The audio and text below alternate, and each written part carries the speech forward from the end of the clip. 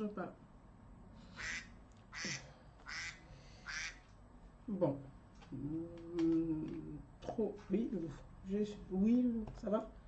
Oui, mais je suis déjà en live là, tu m'appelles. Donc je ne sais plus quoi faire. Bon. Non, il y avait un petit souci, mais c'est pas grave. Bon. Oui, c'est bon, oui, oui. C'était pour la clé. Oui, bisous. À ce soir. Ciao, ciao. Désolé. Bon, voilà. Désolé mes amis, désolé. J'avais appelé mon mari entre temps, donc bon là il a appelé d'urgence et puis bon, c'est résolu. Voilà. Bonjour à tout le monde et puis du coup bah, c'est un peu embêtant quand on est en live, mais c'est pas bien grave. Je pense que c'est des choses qui arrivent. C'est ça aussi le live, ça veut dire c'est pas calculé du tout. Et bon voilà, ça arrive. Chers à tous, comme je l'ai dit au début de ce live, bonjour à tout le monde, bonjour à tous ceux qui se connectent, bonjour à Abidjan, bonjour au président de la République, bonjour à tout son gouvernement, bonjour à tous les citoyens ivoiriens, je dis bien citoyens ivoiriens, bonjour à la majorité silencieuse. La majorité silencieuse, c'est celle qui est apolitique. La majorité silencieuse, c'est celle qui est non militante. La majorité silencieuse, c'est celle... c'est celle qui est non passionnée. C'est cette majorité qui réfléchit, qui pense à l'intérêt commun. C'est cette majorité qui ne dit rien, qui assiste, qui malheureusement subit et qui malheureusement ne pèse pas parfois dans les décisions, qui n'est pas consultée. C'est celle-là qu'on appelle la majorité silencieuse. La majorité silencieuse, elle n'est pas adepte des personnages politiques. Elle n'est pas militante passionnée de partis politiques. Et je salue cette majorité silencieuse et j'espère que cette page Idée de paix, qui est notre page, restera une page de cette majorité silencieuse. Je tiens à le souligner parce que je trouve que c'est important, mes amis. Nous allons traiter des sujets très très importants. Nous allons mettre le doigt là où ça fait mal. Oui, nous allons mettre le doigt là où ça fait mal. Nous allons nous adresser au président de la République. Nous allons identifier certaines choses qui ne vont pas dans la société. C'est ça aussi notre devoir des citoyens. Ce que des militants sont incapables de faire, nous, en tant que citoyens, nous devons avoir ce courage, cette capacité, cette volonté, ce bon sens de mettre les mots sur les faits, de mettre le doigt là où ça fait mal. Parce que quand il y a une plaie, il faut désinfecter la plaie, il faut apporter un pansement adéquat pour soigner la plaie. Il ne suffit pas de mettre des pansements par-dessus au fur et à mesure pour infecter davantage la plaie. Donc nous allons interpeller le président de la République, nous allons poser des questions, nous allons poser des sujets qui font mal, oui qui font mal parce que la démocratie, ça fait mal. Qui font mal parce que le devoir de citoyen, c'est aussi d'interpeller les autorités, les responsables politiques, ceux qui sont en charge des ministères, de dire ça ne va pas dans tel domaine, ça ne va pas dans tel domaine. En tant que citoyen, c'est à nous aussi de dire oui, là ça va, monsieur le président, vous avez bien travaillé dans ce domaine-là. Vous allez apporter ça dans ce domaine-là. Vous avez bien fait dans ce domaine-là. C'est ça la majorité silencieuse. Donc mes amis, le temps que vous vous connectez, on va partir en musique avec Soumbi, Mister Président. Je vous amène avec Souma en musique. Le temps. Il a, voilà un fils du Nord qui chante super bien, que j'embrasse très très fort, Mister Soumbi. Une très belle chanson, Mister Président. Mes amis, merci de vous être connectés pour jeudi 13h39. Je devais commencer à 13h. Je m'excuse tout d'abord. Comme vous le savez, Facebook a eu un souci. Je sais que je suis Madame Retard, mais pour le coup, j'ai tout fait pour être à l'heure. Mais Facebook a eu un vrai souci, donc j'ai eu du mal à redémarrer avec les clés pour pouvoir installer le logiciel. J'ai eu vraiment du mal. Voilà. Le souci du Facebook, je vais vite faire un point là-dessus. C'est une attaque mondiale. Ça ne concerne pas que la France ni que quelques pages Facebook. C'est une attaque mondiale. Facebook a été attaqué depuis hier. Je pense qu'en début d'après-midi jusqu'à ce matin, Facebook a été attaqué. Tout ce qui concerne est lié à Facebook, donc page Facebook, les réseaux sociaux. Hein. On a eu Facebook, Messenger, voilà, les réseaux, hein, les réseaux sociaux liés à Facebook ont été attaqués. Donc malheureusement, on a eu du mal à republier des messages. Si vous voyez, même pour pouvoir télécharger une photo sur votre page Facebook, c'est très difficile depuis hier. On a compris là aussi qu'on était vraiment accro à ce réseau social et ça a embêté beaucoup de personnes comme moi. Je le reconnais. Voilà, ça m'a beaucoup embêté et ça m'a mis un peu de... Voilà, mauvais poil. Mais c'est fait, ça y est, c'est passé. C'était l'information juste que je voulais vous donner. Mes amis, comme je vous l'ai dit, je voudrais que... Permettez-moi le temps de republier sur ma page personnelle pour permettre à d'autres qui parfois n'ont pas directement l'information que je suis en live. Donc, il faut que je publie sur ma page personnelle pour leur permettre de pouvoir être informés du live. Donc, j'essaie de publier le temps que tous nos amis soient là. Je vous salue tous sans distinction. Je salue tout le monde. Et comme je vous l'ai dit, notre page est la page de la majorité silencieuse. Notre page est la page qui parle des problèmes qui ne vont pas dans la société. Notre page est la page qui parle des difficultés dans la société. Cette page idée de paix est la page qui doit être capable d'informer le citoyen sur ses droits, d'informer les citoyens sur ses devoirs. Une page qui doit être capable d'informer tout le monde, que ce soit les politiques, que ce soit les citoyens, que ce soit les partis politiques, les responsables des partis politiques. Donc nous ne pouvons pas faire des tris d'informations pour faire plaisir à une catégorie de personnes ou non. La capacité, je le dis et je le redis toujours. Je peux dire la chance, c'est une chance pour moi. Et c'est une chance pour vous. Et c'est notre chance à tous. C'est d'être capable d'avoir cet esprit critique de façon constructive. On peut critiquer, mais dans la construction. Quand on apporte une critique, c'est parce qu'on a envie d'améliorer les choses. C'est pourquoi on apporte une critique. Si on veut améliorer les choses, qu'on refuse d'apporter la critique en ce moment-là, on n'a pas envie d'améliorer les choses. On veut que les choses restent telles qu'elles sont parce que c'est juste pour notre intérêt égocentrique. Je n'ai aucun intérêt à vouloir que l'État échoue. Je n'ai aucun intérêt à vouloir que le président échoue. Moi, mon intérêt en tant que citoyenne, c'est que l'État fonctionne bien, que ça marche l'État. Parce que l'État, c'est nous. Donc, si l'État doit marcher bien, c'est à nous, citoyens, d'interpeller les autorités en place, de dire, voilà ce qui ne fonctionne pas dans la société, pour leur permettre d'améliorer ou de gommer les inégalités.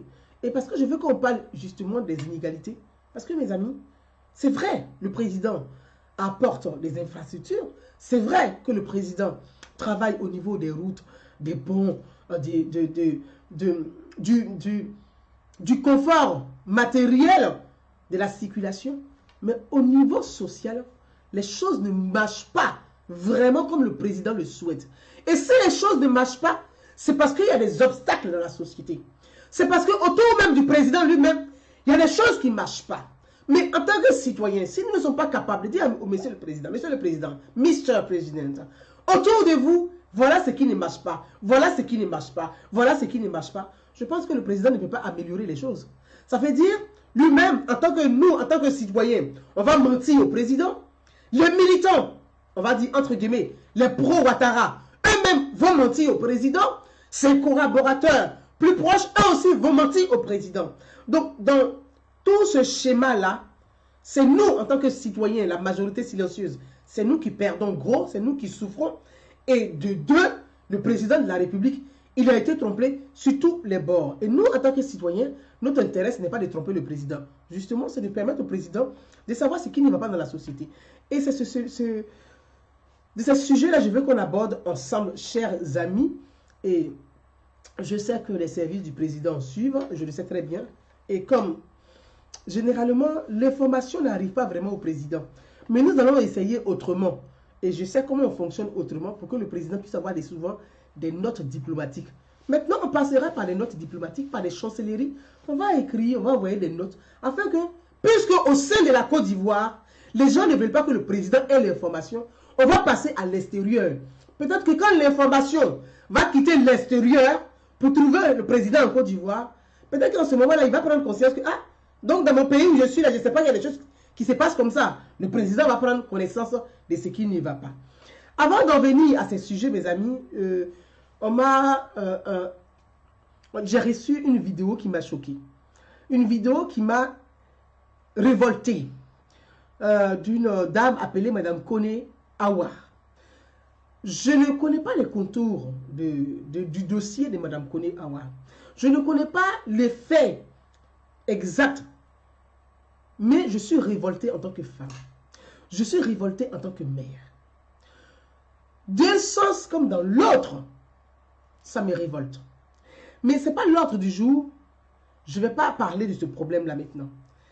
Je ne vais pas parler de ce problème parce qu'il concerne comme je l'ai dit sur ma page Facebook, cette vidéo m'a révoltée pour 3 raisons. Et ces raisons, je vais les évoquer peut-être d'ici demain. Mais d'abord, je cherche à rentrer en contact avec Madame Kone Awa, pour ceux qui ont son contact, pour ceux qui ont le lien de Madame Kone Awa, je serais ravie de pouvoir rentrer vraiment en contact avec elle pour comprendre ce problème. Et je serais aussi ravie si le monsieur en question, qui est, si je ne me trompe pas, on m'a dit le directeur de la douane, si je ne me trompe pas, de pouvoir avoir le directeur de la douane ou voilà, quelqu'un de sa famille pour avoir, je ne suis pas juge, donc je ne suis pas là pour juger les faits, mais je parle du principe, je ne juge pas les faits. Je vois Coco de Laco qui m'a écrit, qui m'a aussi envoyé la vidéo et qui a... Ça y est, ça répond, je ne sais pas. Je pense que je vais revérifier, bon, je ne suis pas déconnecté. Je vais vérifier pour voir pourquoi ça ne sert à rien de me lancer des virus pour ne pas que je parle des sujets. Parce que généralement, les passionnés des partis politiques, des personnages politiques, ont du mal à ce qu'on parle de leurs personnages politiques. Je veux que vous sachiez une chose. Je ne suis pas une militante de parti politique. Je ne suis ni RDR, ni RHDP, ni FPI, ni PDCI, ni UDPCI. Je suis juste une citoyenne. Moi, je suis une citoyenne qui veut que les choses avancent. Je suis une citoyenne qui vit en Europe, qui vit en Occident, qui vit en France, où ici le social marche un minimum, où ici chaque citoyen, même un clochard, a le droit à la vie. Je vis dans un pays en France où même le clochard, le fou qui est dans la rue, a droit à un minimum de revenus. Je vis dans un pays où même le prisonnier a droit à un minimum de revenus pour vivre décemment. Je vis dans un pays où le prisonnier a la sécurité sociale. C'est-à-dire même le prisonnier qui a commis un meurtre, il mange, il dort, il se soigne. Donc moi j'ai envie que mon pays, la Côte d'Ivoire, les choses avancent. Je ne suis pas une militante de parti politique. N'en plaise ou non. Je l'ai dit et je le redis. Prenez le gouvernement Ouattara, il y a 44 ministres. Donc avec 100 citoyens consciencieux, capables de raisonner, de réfléchir, de penser à l'intérêt général, nous pouvons faire évoluer les choses dans notre pays. Nous pouvons faire bouger les lignes dans notre pays. On n'a pas besoin d'un million de citoyens. Mais avec 100 citoyens, on peut avancer. Et moi, voilà le défi que je me lance. Trouver ces 100 citoyens capables de faire bouger les lignes dans notre pays, capables de faire bouger la cohésion sociale, capables de faire bouger la réconciliation, capables de construire la paix, capables de construire ensemble avec les enfants du Nord, les enfants de l'Ouest, les enfants du Sud, les enfants du Centre, capables de construire une Côte d'Ivoire prospère. Voilà le défi que moi je me suis lancé. Je ne suis pas dans une démarche de parti politique, de militants politiques, d'adeptes politiques qui va louer les louanges d'un personnage politique. Vraiment, je suis désolé. Si c'est la pensée ou la démarche de certains d'entre vous, alors là, vous serez très déçus parce que ce n'est pas ma façon de voir la Côte d'Ivoire, Ce n'est pas ma vision de la Côte d'Ivoire. Ce n'est pas ma vision de la Côte d'Ivoire de demain, ni de la Côte d'Ivoire de 2020. Voilà ce que je voulais vous dire, chers amis. Donc, je disais, effectivement, les personnes qui sont en contact avec cette dame, j'aurais bien voulu vraiment les avoir. Je serais très, très ravi d'avoir ces personnes pour pouvoir échanger avec Madame Kone Awa sur voir les contours de cette affaire. Je le dis avec une grande tristesse, une peine. Malheureusement, ces événements sont des événements qui sont récurrents. Ce sont des événements, des faits des sociétés de tous les jours. Dans notre société, malheureusement, en Afrique et les Africains en général ne s'occupent pas de leurs enfants. Les Africains en général, que ce soit en Afrique comme en Occident, ils ne s'occupent pas de leurs enfants. Les Africains ne s'occupent pas de leurs enfants. Donc, cette malheureuse histoire, dont je n'ai pas vraiment tous les contours, je ne suis pas juge, cette malheureuse histoire est le quotidien de beaucoup de femmes africaines dans nos sociétés. C'est le quotidien de beaucoup de mères dans nos sociétés. C'est le quotidien de beaucoup de femmes dans nos sociétés.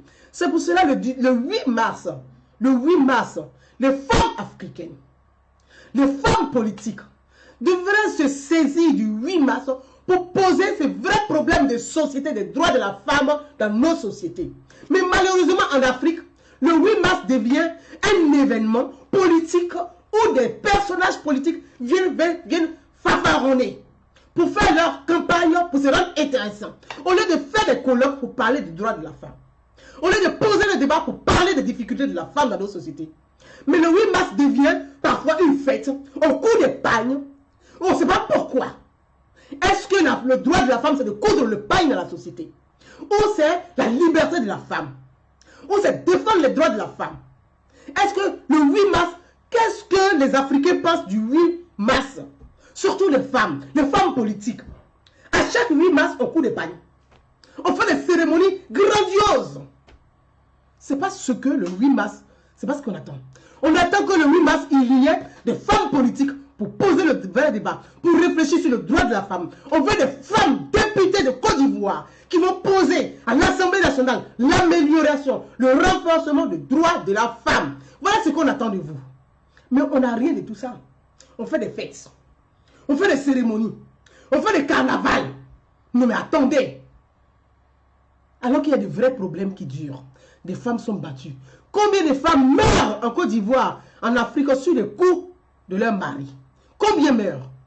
Combien d'enfants sont abandonnés par les pères et ils ne nourrissent même pas leurs enfants? Combien? Donc il y a des vrais problèmes. C'est pour ça que je dis, cette vidéo me révolte. Mais en même temps, je suis consciente que nous sommes dans des tensions politiques. Nous sommes dans un climat politique où chacun peut utiliser des faits malheureux à des fins politiques. Je suis consciente de cela. C'est pour cela que je dis, je ne vais pas me prononcer en long et en large sur ce problème. Parce que je ne sais pas ce qu'il y a concrètement dans ce dossier. On est en politique. Malheureusement, la classe politique ivoirienne est nulle. Elle est zéro, elle est nulle. Au lieu de poser le vrai débat, ils vont utiliser des problèmes de famille pour les poser sur un plan public pour en faire des débats de personnes. Je ne suis pas dans cette démarche-là. Donc cette vidéo, je ne sais pas c'est à quelle fin, mais je sais que c'est scandaleux. Voilà. Et je vais m'arrêter dessus. Je ne vais pas aller plus loin dans sur ce volet parce que je n'ai pas tous les contours de ce dossier. Mes amis, je voudrais aussi venir, comme j'ai parlé des députés, je voulais interpeller les députés de Côte d'Ivoire. Je voulais interpeller les députés. J'ai dit, Monsieur le Président, cette vidéo, elle est à vous. C'est une vidéo exclusive. Elle est à vous. Il y a des choses qui se passent dans la société et ce n'est pas normal que vous n'ayez pas information de ce qui se passe dans votre pays. On croit que vos entourages vous cachent certaines informations. Et comme beaucoup vous cachent certaines informations, nous, grâce aux réseaux sociaux, c'est pour ça que je dis on a été malheureux hier. Quand il y a eu cette panne mondiale de Facebook, on se dit, oh là, c'est le seul outil qu'on a pour pouvoir s'exprimer et pour pouvoir apporter l'information, pour pouvoir éclairer, pour pouvoir donner les informations. S'il y a une panne mondiale, ça veut dire qu'ils vont nous truander, surtout dans la ligne. Mais heureusement, les choses, voilà aussi la force des Blancs, ils auront toujours des plans pour pouvoir rebondir rapidement pour régler leur incident. L'incident est vite maîtrisé, a été vite réglé. Je ne dis pas que ce n'est pas la force des lois non plus, mais pour l'instant, il n'y a que les Blancs qui ont les réseaux sociaux. Voilà. Donc il faut reconnaître à César ce qui est à César et à Dieu ce qui est à Dieu. Je voulais m'adresser aux députés de Côte d'Ivoire. Parce que j'ai mis sur ma page Facebook le rôle du député. C'est-à-dire, quel est le rôle du député dans la société? Quel est le rôle du député à l'Assemblée nationale? Quel est le rôle du député dans le débat social? Quel est le rôle du député dans le débat politique? Un député, messieurs, mesdames, les députés de Côte d'Ivoire, un député de la République, il est un élu d'un groupe de citoyens sur une localité bien définie.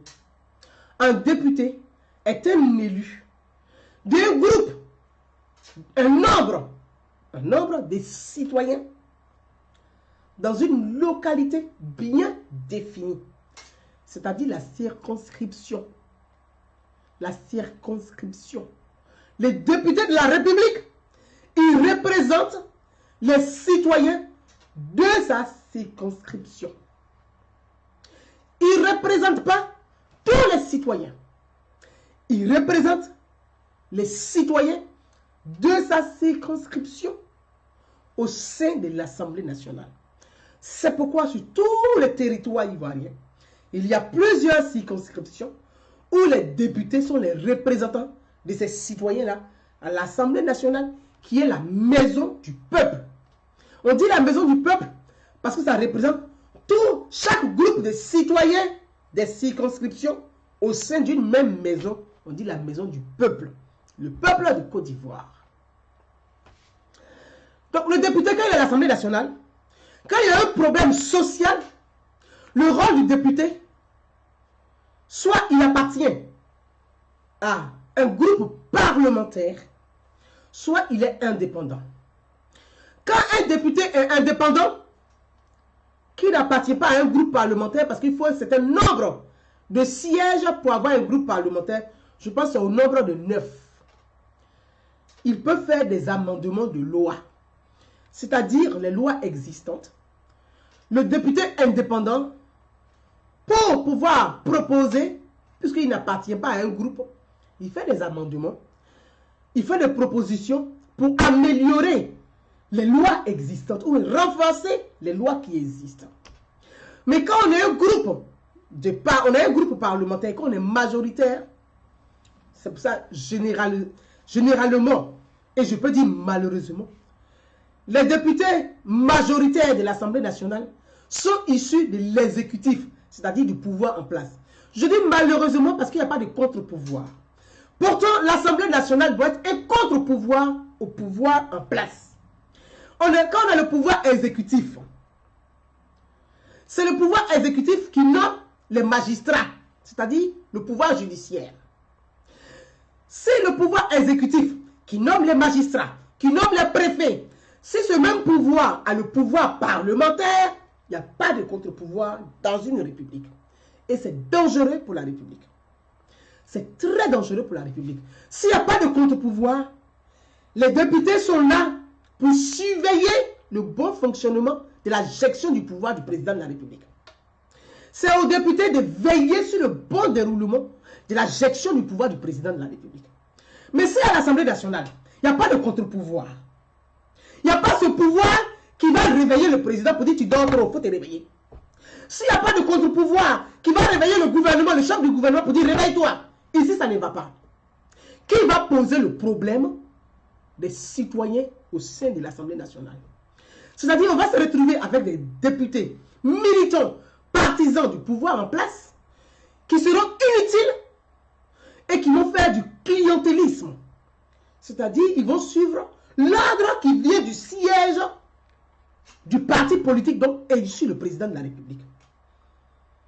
Donc si à l'Assemblée nationale, il n'y a pas ce contre-pouvoir à l'Assemblée nationale, au moins, dans l'opposition, il devrait avoir ce contre-pouvoir pour contrer souvent des décisions qu'ils estiment pas bien ou pas justes, afin qu'il y ait un vrai débat républicain. Mais malheureusement, en Côte d'Ivoire, il n'y a pas de débat républicain. En Côte d'Ivoire, là, ça fait 9 ans, il n'y a pas de débat républicain. C'est pas normal. C'est pas normal. C'est-à-dire, on a le président qui est l'exécutif, qui a le pouvoir exécutif. On a le parti politique du président qui a le pouvoir parlementaire. On a le président qui, oui, c'est lui qui nomme les magistrats. C'est lui qui nomme les préfets. Donc, il a le pouvoir judiciaire. Que fait l'opposition? Que fait l'opposition? L'opposition est inexistante. Ils passent leur temps à se taper dessus, à se griffer dessus, à se diviser en groupes. Donc, il n'y a pas un débat. Il n'y a pas un débat. Il n'y a pas de débat en Côte d'Ivoire. Le débat n'existe pas. On a des arrangements, des deals politiques pour pouvoir manger. Mais il n'y a pas de débat. Il est où le débat politique en Côte d'Ivoire? Moi, je veux que quelqu'un me dise, oui, il y a un débat politique. Et ils me disent, quand est-ce que l'opposition a posé un débat politique en Côte d'Ivoire? Il n'y a pas de débat. Les gens sont là pour leurs intérêts personnels, leurs intérêts égocentriques. C'est pour ça que je veux interpeller les députés de Côte d'Ivoire.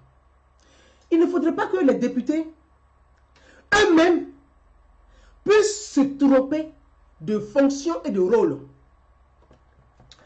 J'en viens parce que j'ai posé sur les réseaux sociaux le cas des étudiants ivoiriens à l'étranger. J'ai posé le cas des étudiants ivoiriens à l'étranger et précisément des étudiants du côté de la Russie. Des étudiants qui souffrent en Russie. Là où je vous parle, 3 étudiants ont été rapatriés il y a 3 jours à 21 h en Côte d'Ivoire. Donc je pense que on ne peut pas rapatrier les étudiants si l'ambassade de Côte d'Ivoire qui est en Russie n'a pas l'information. Donc l'ambassade de Côte d'Ivoire qui est en Russie, là, il doit avoir l'information qu'il y a 3 étudiants qui ont été rapatriés. Parce qu'en Russie, ce n'est pas comme la France. Quand tu es en Russie, tu es étudiant, c'est que tu es là pour étudier, tu n'es pas là pour travailler. Un étudiant qui travaille en Russie, si la police russe te prend, tu es rapatrié dans les heures qui suivent. Le prochain avion, tu es dedans. Vladimir Poutine ne rigole pas avec ça. Ici en France, tu peux être étudiant, puis faire tes petits jobs, travailler au McDo, ou au Quick, ou à Burger King, ou comment ils appellent ça, Burger King, ou à Hippopotamus, ou à Buffalo Grill, où il y a un allègement des lois qui ont été avancées. Angéline, Diabré, je t'embrasse ma soeur. Des allègements qui ont été faits pour permettre à ces étudiants de pouvoir travailler et bien aller à l'école. En même temps, il y a les entreprises qui embauchent les étudiants. Ces entreprises sont allégées des taxes, des impôts. Donc, beaucoup d'entreprises en profitent pour exploiter les étudiants. Ça, c'est un autre volet où je ne vais pas rentrer dedans. Mais, je ne vais pas m'élargir sur le cas des étudiants de la Russie. Parce que pour ceux qui m'entendent, j'attends le retour du ministre de l'Éducation supérieure, donc du ministre Mabry Touakus. J'attends le retour, ma soeur Leiga Dakouri. Je t'embrasse très très fort, femme forte, je t'embrasse très très fort. Dès que j'ai fini, je t'appelle pour ensemble voir comment les choses aussi avancent de ton côté au niveau de la prise en charge que depuis très longtemps que nous réclamons. Donc je t'appellerai dès que j'ai fini. Je t'embrasse très fort. Vraiment que Dieu nous garde, je t'embrasse. Donc, comment j'attends le retour du ministre Mabry Touakus, qui est le ministre de l'enseignement supérieur. J'attends aussi le retour de la ministre Kandia Kamara, qui est la ministre de l'Éducation nationale, donc qui est la responsable de tous ces étudiants au niveau international. Je sais qu'il y a des tensions très fortes au pays. Je ne fais pas d'amalgame. Mais je dis, il y a un réel problème. Les étudiants de Côte d'Ivoire les étudiants de Côte d'Ivoire, ont des réelles difficultés en Europe. Les étudiants de Côte d'Ivoire ont des problèmes, surtout ceux de la Russie. Donc, je souhaiterais que le président de la République puisse lui-même se saisir de ces dossiers-là. Je serais obligé de supprimer quelqu'un de ma page Facebook, ce que je n'aime pas généralement. Voilà. Mes amis, je serais obligé de supprimer cette personne de ma page Facebook. Généralement, c'est quelque chose que je n'apprécie pas, mais je le dis. Pour ceux qui me suivent désormais, je le dis, des personnes inutiles, ils seront radiés, bannis de ma page Facebook.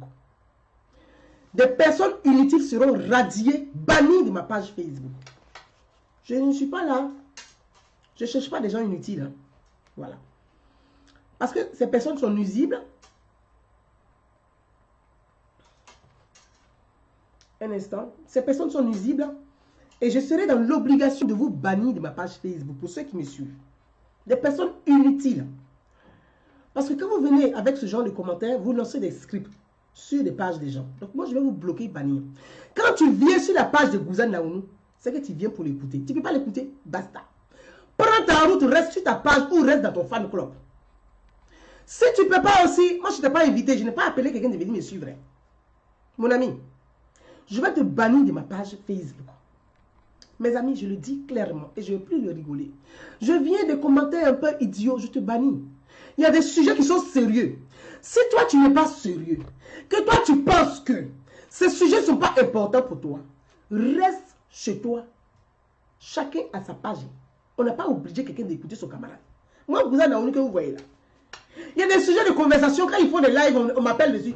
Je ne fais même pas dessus, parce que ça ne m'intéresse pas.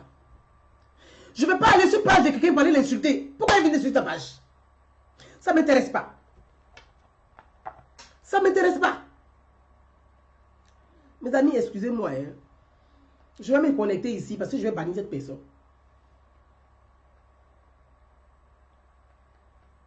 Ça va se passer comme ça maintenant. Je vais bannir cette personne. Ça va se passer comme ça. Tu viens, il te bloque. En fait, tu te bannis. Parce que si tu te bloques là, tu vas venir pour regarder, mais je vais te bannir. Tu seras obligé de créer notre faux profil Facebook pour venir m'écouter. Puisque tu ne peux pas t'empêcher de m'écouter. Tu es obligé de venir m'écouter. Donc, tu vas créer faux profil pour venir écouter Gouzane Naounou. Tu vas forcément créer profil. La prochaine fois que tu vas venir avec faux profil, là, tu vois, ça va te tenir sur ma page. Chacun a sa page Facebook. Moi, je ne viens pas sur toi pour t'insulter. Tu n'es pas ministre de gouvernement. Tu n'as jamais été président de la République. Tu n'es pas député. Tu n'es pas un élu du peuple. Donc, c'est que tu peux... Moi, là, je parle de ceux qui ont eu gestion de l'État. Je parle de ceux qui ont dirigé hier. Je parle de ceux qui dirigent aujourd'hui. Et je parlerai de ceux qui vont diriger demain. C'est comme ça que je suis. Tu veux, tu restes. Tu veux pas. Ciao, basta. Il n'y a même pas de problème. Ça me convient très bien. Parce que les boulous, là, ils ne peuvent pas faire avancer un débat. Qu'est-ce qu'ils vont faire pour venir remplir sur ta page Facebook? Ils n'ont qu'à quitter. Donc, tu as bien entendu. La prochaine fois qu'ils voient ton crâne, il appuie sur le bouton banni. Tu sors de ma page. Je suis très tolérante. Mais à un moment donné, je pense que les imbéciles, il faut leur foutre un bon coup de pied au cul pour les mettre out. Donc, mes amis, continuons notre conversation. Il a bien compris. Alors, je dis, j'attends l'information du ministre, le retour du ministre Mabri Marcus, qui est le ministre de l'Enseignement supérieur, et le retour de la ministre Kandia Kamara. Donc, je ne peux pas m'étaler sur, pour l'instant, sur le dossier des étudiants du côté de la Russie. Mais en même temps, c'est au président de la République d'ouvrir chaque dossier quand il y a une crise sociale. Et quand il y a une crise sociale, c'est au président de la République d'appeler ses corps intermédiaires, s'il en existe. Mais malheureusement, en Côte d'Ivoire, il n'y a pas de corps intermédiaires. C'est pour ça que j'ai mis ça sur ma page Facebook. Je dis le problème en Côte d'Ivoire, quels sont les corps intermédiaires? Il n'y a pas de corps intermédiaire en Côte d'Ivoire. Voilà le problème de notre pays. Je viens de vous dire. Le pouvoir exécutif a le pouvoir judiciaire, a le pouvoir parlementaire. Mais s'il n'y a pas de corps intermédiaire crédible, avec qui le pouvoir va discuter, on est des personnages politiques, on a une opposition qui est nulle sur tout le plan, qui se fragilise elle-même. On a le FPI qui est divisé en 3 morceaux. C'est quel morceau on prend pour discuter? On a le FPI qui est divisé en 3 morceaux. Et les militants même du FPI là, ils ne réfléchissent pas pour dire mais nous sommes l'opposition. Il faut qu'on remette les morceaux ensemble pour être cette opposition crédible en Côte d'Ivoire. Eux ils sont là, ils courent après Bédié à Daoukro. On ne sait pas ce que Bédié va leur apporter. Ça c'est un autre sujet et je dis, je m'adresserai à Pascal Affi N'Guessan dans les jours à venir. Parce que jusqu'à preuve du contraire en Côte d'Ivoire, Pascal Affi N'Guessan est le chef de file de l'opposition. Maintenant, s'il ne veut pas incarner cette opposition, qu'il veut courir après le vieux Bédié de 86 ans, moi je vais m'adresser à Pascal Affi N'Guessan et je lui dirai, oh Pascal, tes amis sont morts pour rien alors. Et je lui dirai ça. Parce que Pascal Affi N'Guessan, c'est à lui d'avoir cette carrure, parce que c'est lui l'opposant. Mais il est assis. Ils sont toujours à Daoukro. Ils sont toujours à Daoukro. On ne sait pas ce qu'ils font là-bas. Qui va porter les revendications du peuple sur le plan politique? Parce que l'opposition n'existe pas. L'opposition n'existe pas. Il n'y a pas de corps intermédiaire. Il n'y a pas une vraie société civile en Côte d'Ivoire pour poser le problème des citoyens et des populations. Toutes les sociétés civiles que vous voyez, c'est du people. Ce sont les collaborateurs, des directeurs de cabinet, des ministères qui créent des associations bidons à gauche, à droite, qui se constituent en société civile pour toucher les fonds de financement de ces ministères. Et c'est grave. Il faudrait que le président de la République ait connaissance de tous ces éléments d'information. Mes amis, je reviens au rôle du député. Alors j'ai eu, on m'a écrit, on m'a interpellé. On m'a dit, il y a une députée de Tengrela qui s'appelle Mme Mariam Traoré, qui dit qu'elle va faire une tournée des chancelleries pour elle-même s'approprier des difficultés des étudiants à l'extérieur de la Côte d'Ivoire. J'ai attendu, hein, on m'a dit, j'ai attendu l'appel de Mme Mariam Traoré que je devais recevoir hier à 14 h. Je n'ai pas reçu l'appel de Mme Mariam Traoré. Mais je voudrais interpeller la députée Mariam Traoré, la députée de Tengrela. Madame Mariam Traoré, vous êtes la députée de la circonscription de Tengrela. La circonscription de Tengrela. C'est-à-dire vous représentez une partie des citoyens de Tengrela à l'Assemblée nationale. J'ai quelques questions à poser. Madame Mariam Traoré, qui est la députée de la circonscription de Tengrela, elle quitte Abidjan pour aller faire le tour des chancelleries là. Avec quel ordre de mission? Avec quel ordre de mission? Est-ce que Mme Mariam Traoré est l'émissaire du ministère des Affaires étrangères? Est-ce que Mme Mariam Traoré est porte-parole du ministre ou est émissaire du ministre des Ivoiriens de l'étranger et de l'intégration? Est-ce que Mme Mariam Traoré est porte-parole ou émissaire du ministre de l'Éducation nationale, donc la ministre Kandia Kamara? Est-ce que Mme Mariam Traoré est émissaire du ministre Mabri Touakeus, qui est le ministre de l'Enseignement supérieur? Je vous dis, attention. Attention parce que nous sommes dans une confusion totale au sein de l'exécutif. Attention, nous sommes dans une confusion totale au sein de l'exécutif, donc au sein de la hiérarchie, au sein de l'État. Une simple députée d'une circonscription qui se lève pour venir se promener dans les chancelleries. Expliquez-moi c'est à quel motif. Quel est le motif, mais quel est l'ordre de mission de cette députée? Elle appartient à un groupe parlementaire qui est le RHDP à l'Assemblée nationale. Donc les députés du RHDP là, c'est à eux de se saisir de ce problème. Pour dire voilà, au sein de l'Assemblée nationale, vous faites un courrier que vous adressez au chef du gouvernement, le premier ministre Gon Coulibaly, pour dire, monsieur le Premier ministre, nous voulons interroger la ministre Kandia Camara sur les difficultés des étudiants. C'est comme ça que ça fonctionne une république. Monsieur le Président de la République, mettez de l'ordre au sein des institutions et au sein de votre propre gouvernement. Il y a trop de cacophonie, c'est pas bon. Il y a trop de cacophonie, c'est pas bon. Chacun se lève, il fait ce qu'il veut en fonction de ses intérêts partisans. Et c'est pas normal. C'est pas normal. Ma princesse Angélique Diabré, oui, envoie-moi ton numéro par inbox après, s'il te plaît. C'est aux députés. Le RHDP est un groupe parlementaire. Donc les députés RHDP au sein de l'Assemblée nationale, vous écrivez au chef du gouvernement, vous convoquez le Premier ministre Don Coulibaly à l'Assemblée nationale. Vous demandez au Premier ministre de venir avec Kandia Camara, avec Mabri Touakus, avec ses ministres en charge des étudiants de l'étranger. Vous les conviez, vous les convoquez à l'Assemblée nationale. C'est votre droit de député. C'est comme ça on travaille quand on est élu du peuple. On se lève pas pour faire tout et n'importe quoi. Qu'est-ce qui se passe dans ce pays? Les peuples pas rester. Il y a quoi là-bas? Vous êtes des élus à l'Assemblée nationale. Vous ne connaissez même pas votre propre droit. Vous ne connaissez pas la fonction que vous occupez. Vous ne savez pas travailler. Mais vous êtes payé. Vous augmentez vos salaires. C'est quoi ce problème-là? Donc, les députés RSCP, vous convoquez le Premier ministre à l'Assemblée nationale. Le Premier ministre a le droit de venir à l'Assemblée nationale. C'est votre droit en tant que député. C'est comme ça que ça se passe dans une république. Parce que c'est le respect des institutions.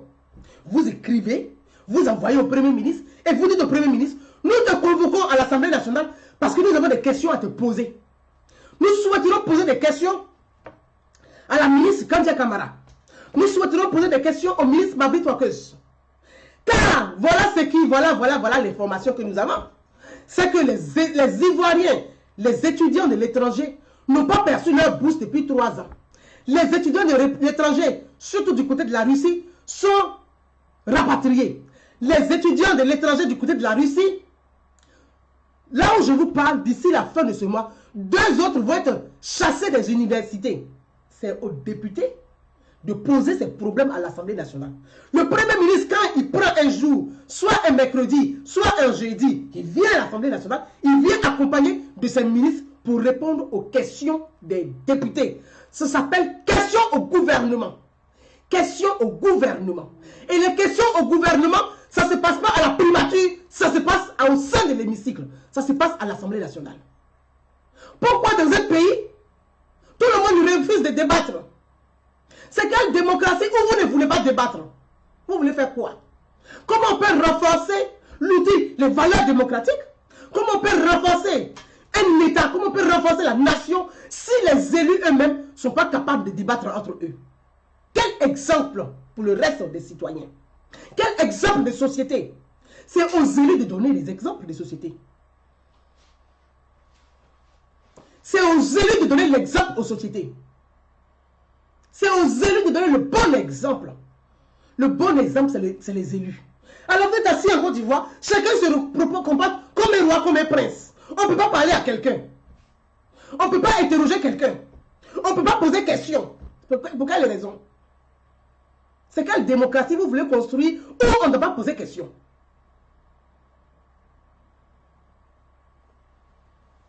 C'est pas normal.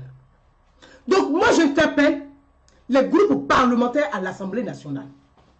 J'interpelle tous les groupes parlementaires à l'Assemblée nationale de Côte d'Ivoire. C'est eux que j'interpelle. Que chacun soit dans son rôle. Que ce soit le groupe parlementaire du PDCI rassemblé ou de... je ne sais pas comment vous pouvez vous nommer là-bas, des rassemblements ou de force populiste ou de PDCI de RDR, c'est au groupe parlementaire d'écrire au Premier ministre et de publier la note. C'est comme ça que ça se passe dans une république.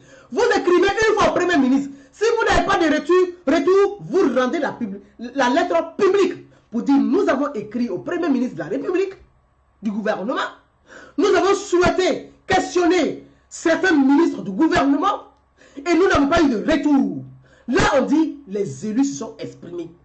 C'est comme ça la démocratie. C'est comme ça l'ordre républicain. C'est comme ça l'ordre institutionnel. Mais on ne se lève pas, un député de Samatigila va se lever pour dire, bon, moi je m'en vais à Paris, je m'en vais rencontrer les Ivoiriens. Il faudrait que le président mette de l'ordre au sein de ces institutions. Il faudrait mettre de l'ordre au sein de toutes ces institutions. Il y a trop de laisser aller, il y a trop de laisser faire. Ça fait beaucoup de brouillard et c'est trop.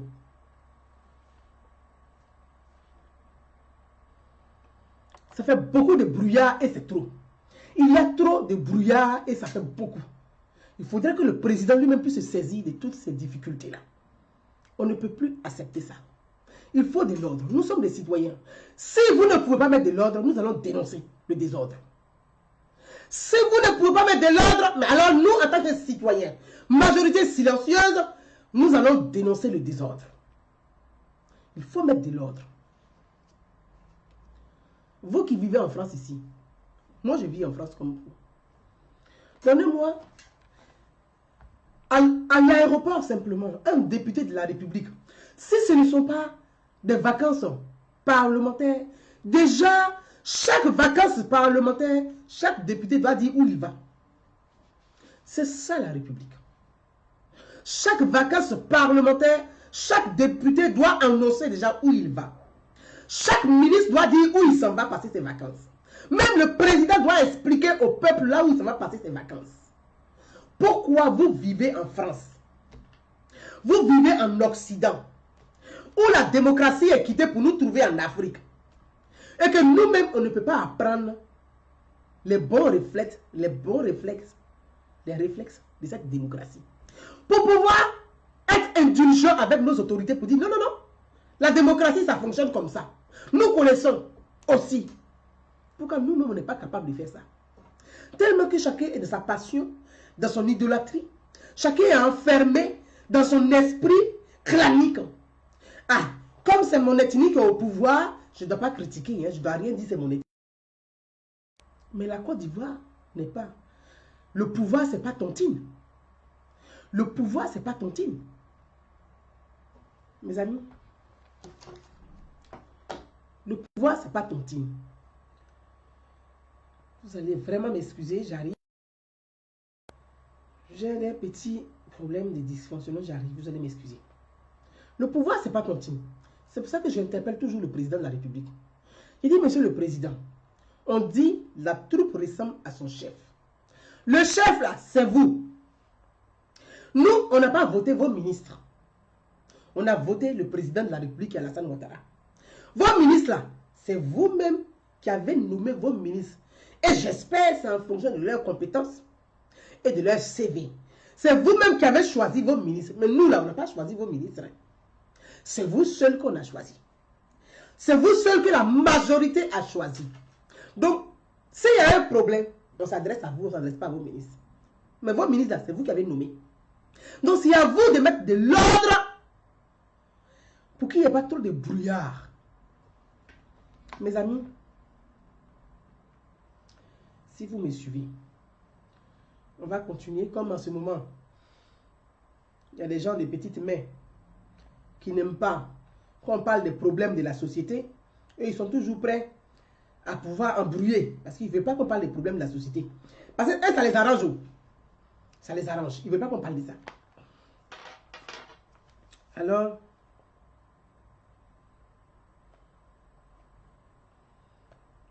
voilà. Donc, mes amis, j'ai un petit souci. Voilà. Le président de la République, est le président de tous les Ivoiriens. Il a dit lui-même, je suis le président de tous les Ivoiriens. Donc, mes amis, concernant les députés, pour conclure avec, rapidement avec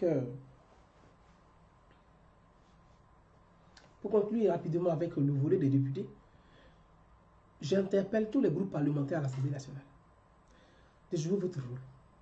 Ici en France, nous vivons. Un député de la République ne peut pas sortir du pays sans ordre de mission. Le député là, quand tu es à l'Assemblée nationale, là, tu es le député de la Côte d'Ivoire. Mais quand tu dois sortir de la Côte d'Ivoire, tu dois justifier pourquoi tu sors de la Côte d'Ivoire. Un député, pendant des séances, si ce n'est pas des vacances parlementaires, il ne peut pas sortir pour 3 jours dehors. Il ne doit même pas faire plus de 72 heures dehors. Mais en Côte d'Ivoire, les députés sortent, ça rentre. On dirait dans les chiottes. Ça sort, ça rentre, ça n'explique pas, ça fait des mois dehors, ça rentre quand ça veut. À quel moment vous travaillez même à l'Assemblée, à l'hémicycle? Est-ce que vous respectez même les heures, même au niveau de l'hémicycle? Mais il y a trop de bazar, c'est pas normal ça. Il faut mettre de l'ordre. Nous voulons retrouver Alassane Ouattara de 90. La rigueur, le travail. C'est ce Alassane Ouattara de 90 là. Dans les mois à venir, c'est lui là que nous recherchons. Monsieur le Président, Alassane Ouattara de 1990, dans les mois qui suivent là, c'est lui là que nous recherchons. Ah, mais si ce n'est pas le cas, c'est que 2020 là, c'est pas bouclé. Si on ne retrouve pas Alassane Ouattara de 90 dans les mois qui viennent là, c'est que 2020 là, c'est même pas bouclé. C'est que vous êtes trompé sur bouclé. Parce que c'est que c'est pas bouclé. Nous recherchons Alassane Ouattara de 90. La rigueur, le travail et le contrôle dans les affaires de l'État. Chacun ne peut pas se lever pour faire ce qu'il veut de façon vlanquante dans le pays là. C'est pas normal.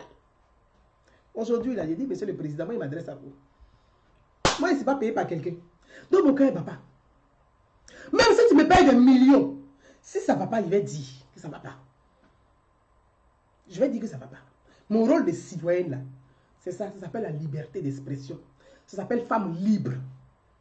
C'est ça notre rôle. Et nous là, nous la majorité citoyenne là, la majorité silencieuse là, nous sommes les gens libres d'expression. Monsieur le président, si ça ne va pas, on va dire ça ne va pas. Nous recherchons Alassane Ouattara de 1990. Depuis qu'on est venu au pouvoir là, on ne voit pas ça. Hein. Ça fait 9 ans, 2 mandats. Dans les mois qui viennent là, si ce n'est pas Alassane Ouattara de 90, c'est que votre 2020 n'est pas bouclé. Ce n'est pas bouclé du tout. C'est que ce n'est pas bouclé. On ne peut pas continuer comme ça. Ça fait beaucoup. Chacun sort, chacun rentre, chacun fait ce qu'il veut. C'est quoi tout ça là? Les députés sortent, ils rentrent quand ils veulent. Un député qui sort de Côte d'Ivoire, quand il arrive à l'étranger, ça veut dire quand il vient en France, je prends le pays où je vis, il vient avec ordre de mission. On a des députés, ils sont des députés de circonscription. Ils quittent là-bas, ils arrivent en France, ils viennent rencontrer les ressortissants de leur village. En France, ici, là, ton village est ici. Est-ce qu'en France, ici, ta circonscription est ici? Quand tu es un député là, ta circonscription là, c'est Lakota, c'est Divo, c'est Djokwe. Mais quand tu viens en France, c'est Tengrela, c'est Samatigila, c'est Makono. Quand tu viens en France là, tu ne viens pas en tant qu'un député de Makono. Hein. Soit tu es dans une commission d'enquête. À l'Assemblée nationale de Côte d'Ivoire, là, quelles sont ces commissions qui sont en place? Quand on dit commission, ils disent dans le groupe parlementaire. Les groupes parlementaires et les commissions, ça fait 2. Il y a groupe parlementaire et puis il y a commission. Les groupes d'amitié et les groupes parlementaires, ça fait 3. Les groupes d'amitié, les commissions et les groupes parlementaires, ça fait 3. Mais hein, l'Assemblée nationale, il n'y a pas tout ça. Ils n'ont rien de tout ça là. Chacun se lève, paka. Comme ils ont un passeport diplomatique, ils se promènent comme ils veulent. Il vient ici, moi je m'en vais pour rencontrer telle personne. Tu vas les rencontrer qui? Tu viens en tant que qui? Tu viens en France mais en tant que qui? Il faut mettre de l'ordre dans le pays là. C'est pas normal. Monsieur le Président, c'est pas normal. Nous, on ne veut plus de ce bazar là, c'est pas normal. Donc, concernant les députés de Côte d'Ivoire, quand vous venez de la diaspora, vous venez avec ordre de mission. Vous devez expliquer votre ordre. Avant de sortir du pays, l'Assemblée nationale va savoir que vous partez pour une mission bien définie, bien déterminée. Mais si c'est pour venir rencontrer les gens, les ressortissants de votre campement, de votre village, c'est qu'il y a un problème, c'est un manquement à l'institution. C'est un manquement à l'institution. Les Français députés que vous voyez en Côte d'Ivoire, là, on vous a dit qu'ils viennent pour rencontrer les Bretons ou les Corses là-bas. Quand ils viennent là, ils viennent rencontrer l'ambassadeur, Ils sont en mission parlementaire.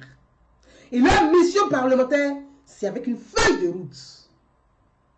Ils rencontrent tous les citoyens, les ressortissants français. Ils échangent avec une mission. Ils ne sortent jamais seuls. C'est une commission. Mais vous, les députés ivoiriens, là, vous sortez, vous rentrez, chacun se promène, on vient faire les magasins, on retourne, on prend la France comme un marché. C'est pas normal. C'est bon. En fait, si on veut rentrer dans la moralisation de la vie politique, si on veut rentrer dans les revenus que gagnent les députés, on peut se poser des questions que ce sont les députés corrompus. C'est des mafiosos, c'est des mafieux. Soit ils sont dans les trafics d'or, soit ils sont dans le trafic de beaucoup de choses, de drogue. Je dis soit, je ne dis pas qu'ils sont dedans. Parce qu'un député qui gagne 1 500 000 francs par mois, toi tu sors, tu rentres, tu voyages comme ça là-haut, tu enlèves l'argent où? Qui paye tes billets d'avion? Qui paye tes séjours? Tu vis de quoi? Toi ton salaire est combien pour te promener comme ça? On peut se poser beaucoup de questions. Nous recherchons Alassane Ouattara de 90, de l'ordre de la rigueur et de la transparence dans la vie de l'État et dans le fonctionnement de l'État. Ça fait beaucoup, monsieur le président. Ça là, ça va jouer dans votre bilan. Ça va jouer dans votre bilan. Quand on parle, on dit le président a construit des ponts, il a fait des routes. Et alors? C'est le rôle du président de construire des ponts. C'est le rôle du président de construire des routes. Et alors? Monsieur le président, il y a des choses qui ne vont pas dans le pays. Il y a des choses qui ne vont pas dans le pays. Donc, il faut de la transparence. Les hommes politiques de Côte d'Ivoire, ils doivent déclarer leur patrimoine. Les élus doivent déclarer leur patrimoine. Avant même d'être élu, là, tu gagnais combien avant? Tu es élu aujourd'hui, là, on va évaluer. C'est là qu'on vérifie la corruption. C'est comme ça qu'on maîtrise la corruption dans un pays. Pour maîtriser la corruption, c'est par déclaration des impôts.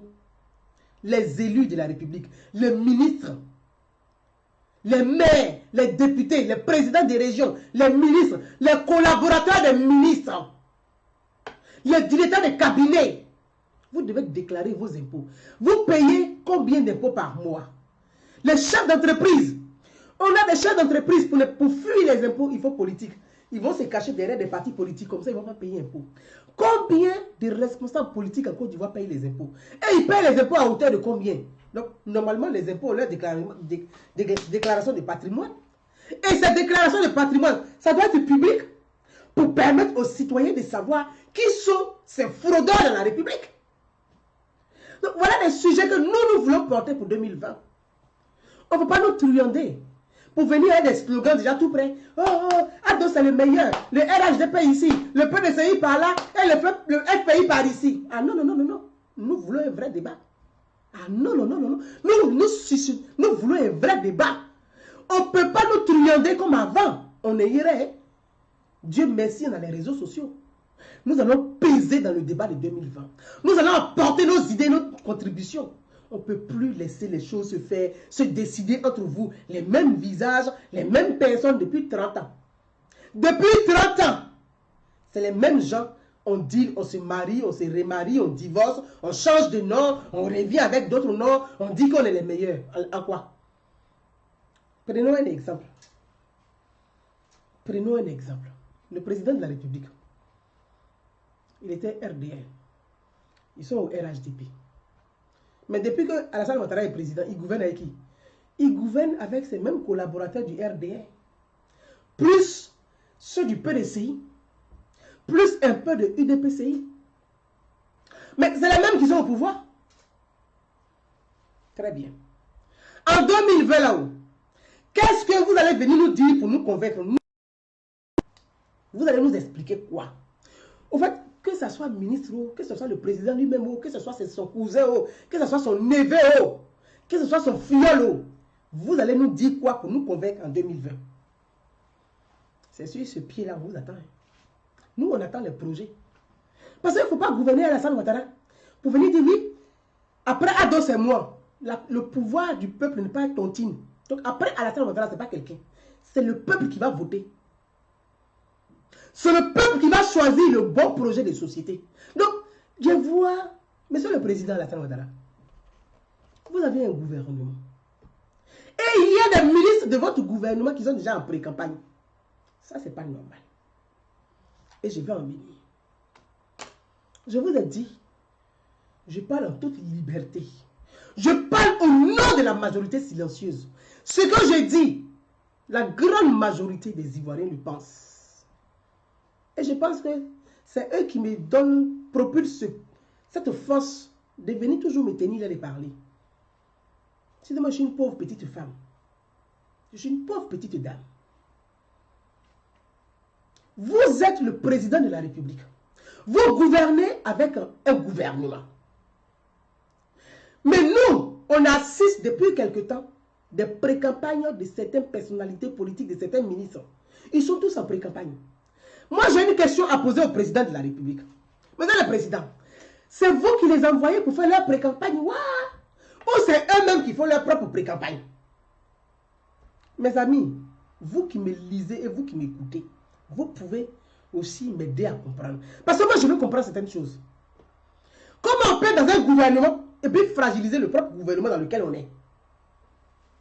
Comment on peut fragiliser le gouvernement dans lequel on est? Le président de la République, Alassane Ouattara, il est à la fin de son mandat. Il tient un discours au palais, au plateau, au palais des sports. Félix Houphouët-Boigny, au stade Félix Houphouët-Boigny du plateau. Où le président dit,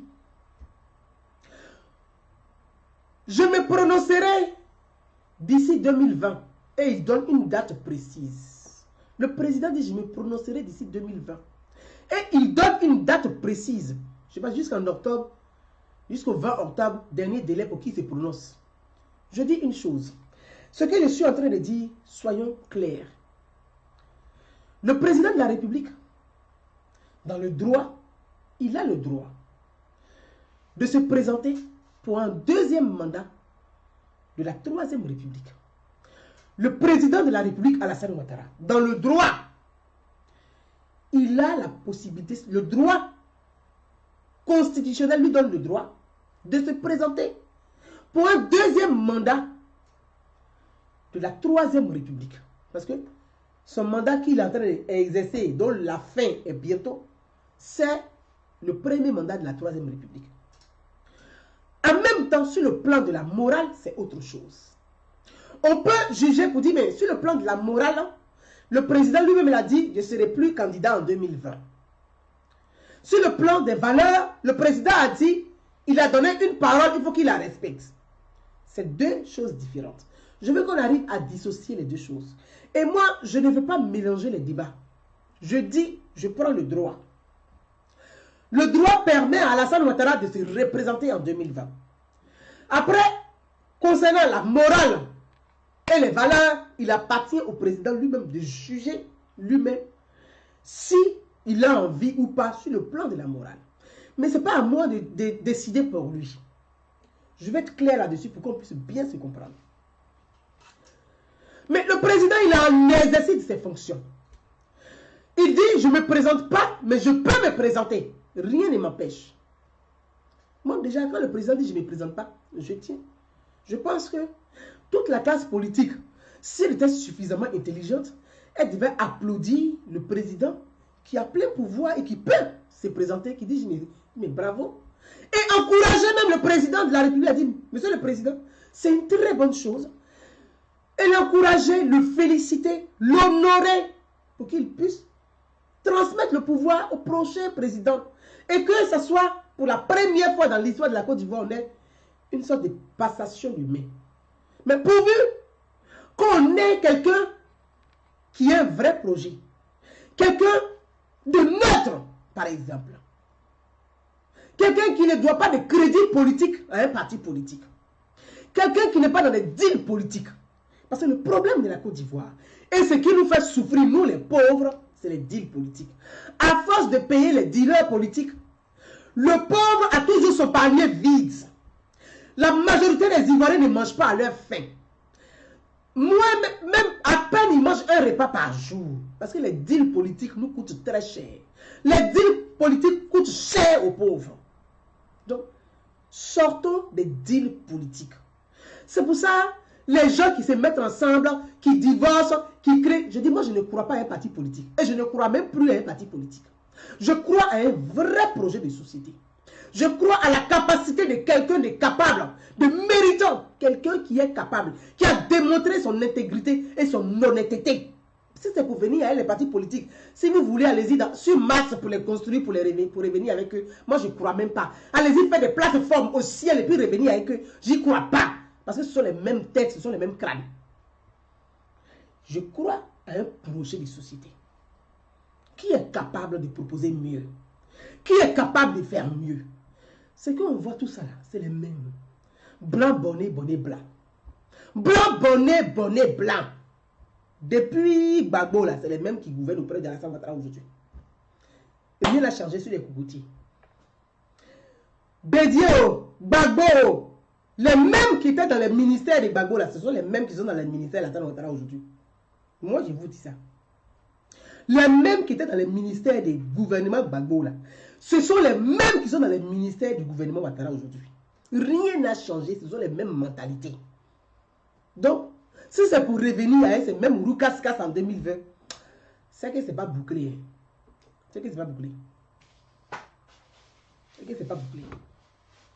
Après, peut-être aussi que c'est la stratégie du président de dire, bon, moi je laisse tout ce qui est cacophonie là, comme ça en 2020, on va dire, bon, on préfère ado. Chacun fait sa stratégie. Mais en tout cas, c'est la stratégie de chacun. Mais je voulais revenir. Quand on est dans un gouvernement, on ne fragilise pas le gouvernement auquel on appartient. Quand on est dans un gouvernement, on ne fragilise pas le gouvernement auquel on appartient. On voit des groupes de pré-campagne, de soutien aux personnages politiques. Mais vous êtes dans un gouvernement. La bonne gouvernance, là, c'est le président de la République que nous on a voté. Le ministre, là, c'est lui qui vous a nommé.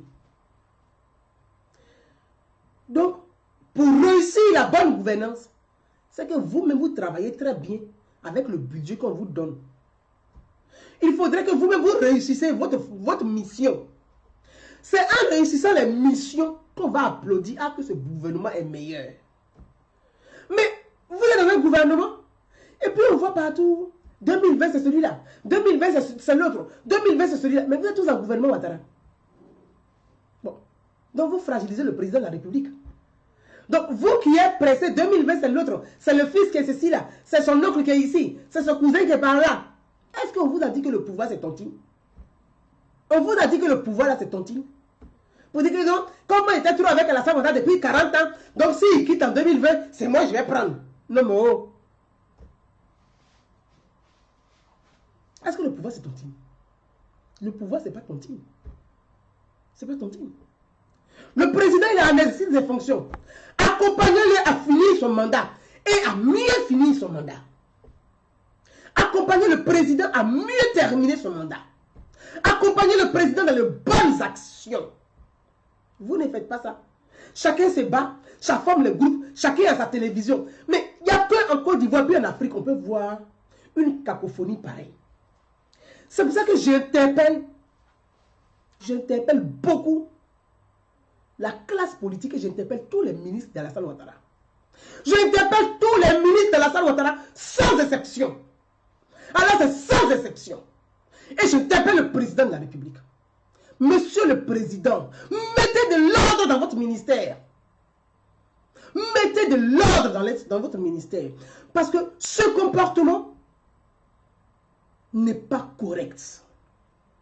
Ce comportement crée de la confusion dans la tête de nos concitoyens. Ce comportement ne rassure pas les Ivoiriens. Pourtant, un gouvernement, un président, il doit rassurer son peuple. Mais nous ne sommes pas rassurés.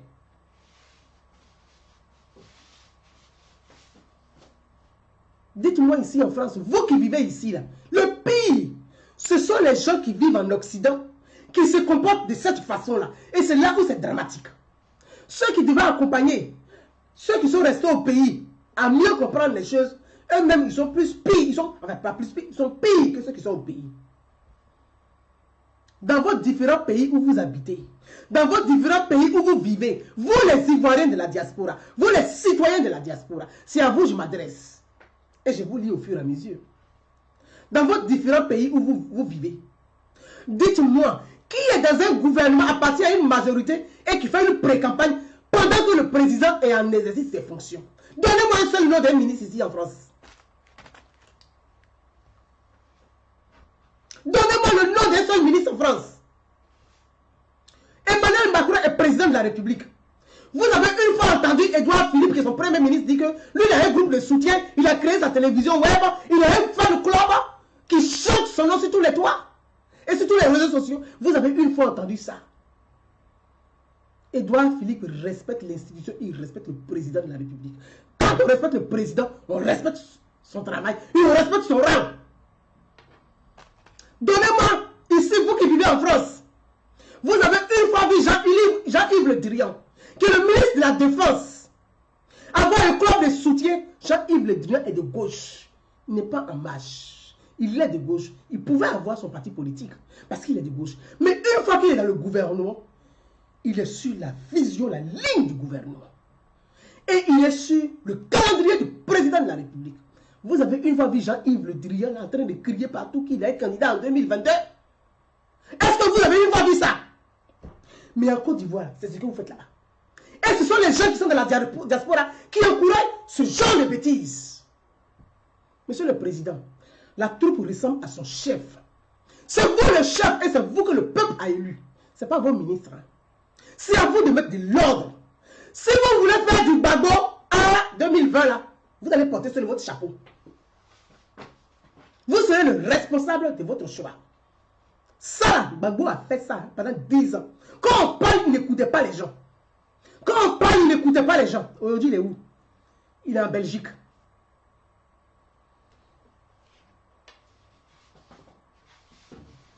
Franchement, il faut mettre de l'ordre. Il n'y a qu'un Côte d'Ivoire. Alassane Ouattara, jusqu'à preuve de contraire, il est le président de la République. Et vous appartenez tous à la majorité présidentielle. Vous êtes tous dans l'exécutif. Il faudrait que dans les jours à venir, là, tous ces banabana soient gommés. Il faut arrêter tous ces trucs-là. Vous-même, vous fragilisez l'exécutif. Vous-même, vous créez la fracture au sein de l'exécutif. En croire que ce qu'Alassane Ouattara dit, vous vous en foutez de ce qu'il dit. En croire que vous vous en foutez même de sa personne. Vous vous en foutez d'Alassane Ouattara de ce qu'il dit. Vous êtes tous assis au stade de Félix Houphouët-Boigny. Quand Alassane Ouattara a dit le RHDP n'est pas un parti clanique. Vous étiez tous assis là, vous n'avez pas compris. C'est-à-dire il y a des radicaux du RDR qui eux-mêmes ne veulent pas du RHDP. Monsieur le président de la République, moi je vous le dis, on vous cache, mais moi je vais vous dire. Il y a des radicaux du RDR qui sabotent le RHDP. Ça je vous le confirme et ça se passe dans la diaspora en France. Ils envoient des émissaires ici pour créer des petits groupes partout pour saboter le RHDP. C'est ce que les gens ne disent pas. Moi, je suis libre, je dis. Je ne suis pas payé par quelqu'un. Mes factures, c'est moi qui me débrouille pour payer. Donc, je suis libre de dire ce que je veux. Dans l'intérêt général, il y a des radicaux du RDR qui sabotent le RHDP. C'est une réalité. Et ces radicaux du RDR ne veulent pas du RHDP. Ils ont peur de perdre des avantages. Donc, ils préfèrent saboter les choses. Attention. Le RHDP, là, ce n'est pas des slogans. Le président dit que c'est un rassemblement des oufetistes. Ou tu es oufetiste, ou tu n'es pas oufetiste. Ou tu es pour le rassemblement, ou tu es pour le clanique. Il a dit, le RHDP n'est pas un parti clanique. Mais le sentiment que vous nous donnez, c'est que le RHDP est devenu un parti clanique. C'est-à-dire, c'est entre malinqués. Ils sont conservés là. Ils ne veulent pas bouger. Mais la Côte d'Ivoire n'est pas l'empire mandingue. La Côte d'Ivoire n'est pas un empire mandingue. Ce n'est pas un royaume akan. C'est une république laïque.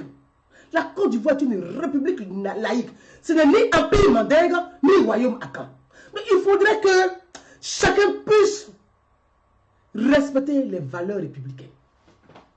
Il faut respecter les valeurs de la République. La Côte d'Ivoire est une république. La Côte d'Ivoire est une démocratie. La Côte d'Ivoire est une république avec des institutions républicaines. Où chaque acteur de la vie politique, chaque responsable politique devrait avoir ce devoir de neutralité vis-à-vis de sa religion. Mais en Côte d'Ivoire, là, les Gbagbo, on avait tous les pasteurs qui nous ont saoulés. Monsieur le Président, pendant 10 ans, Gbagbo nous a saoulés avec ces pasteurs. Mais aujourd'hui, sur votre pouvoir, là, on nous saoule avec des marabouts. On dit, on vous a attaché avec les marabouts. Donc vous-même, là, tous les jours, on vous attache avec Kola, avec Kori, avec tout ce qu'il en faut. Monsieur le Président, moi, on ne peut pas m'attacher. C'est que vous, on ne peut pas vous attacher. Faites un effort. Détachez-vous. Détachez-vous un peu parce que nous, on commence à avoir beaucoup. Mes amis,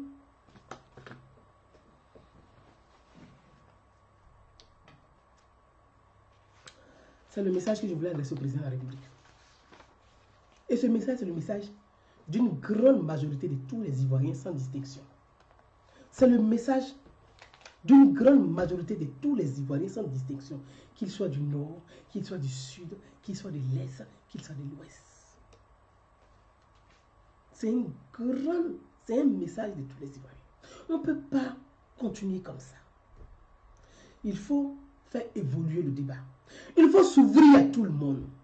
Il faut parler à tout le monde. Il faut accepter. Il faut accepter. Et ça, je m'adresse aux radicaux du RDR. Il faut accepter qu'Alassane Ouattara soit le président de tous les Ivoiriens. Je l'ai dit sur ma page. Quand on n'a jamais gouverné, et quand on a gouverné, ça fait 2 actions. Quand tu n'as jamais gouverné là, tu dis moi, quand je vais venir, je vais faire ça, je vais faire ça, je vais faire ça. On dit, comme il n'a jamais gouverné, on va l'essayer pour voir.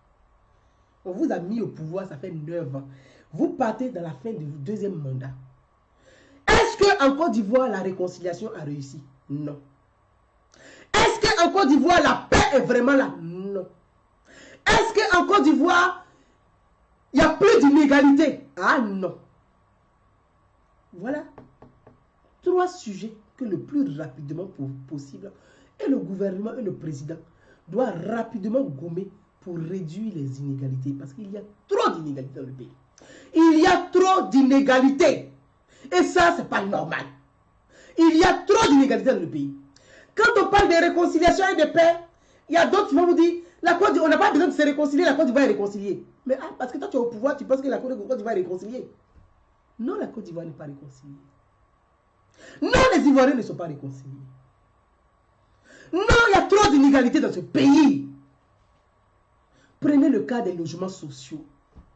Monsieur le Président, c'était un bon projet de pouvoir faire les logements sociaux pour que chaque Ivoirien soit propriétaire que de souffrir dans les bidonvilles. Je pense que le projet des logements sociaux, c'était un projet pour pouvoir réduire les bidonvilles. Parce qu'il y avait des grands projets d'infrastructures, donc il allait y avoir des casses de ces bidonvilles. C'est ce qu'on assiste aujourd'hui. Mais ce projet de logements sociaux, c'était pour pallier rapidement à ces problèmes des bidonvilles.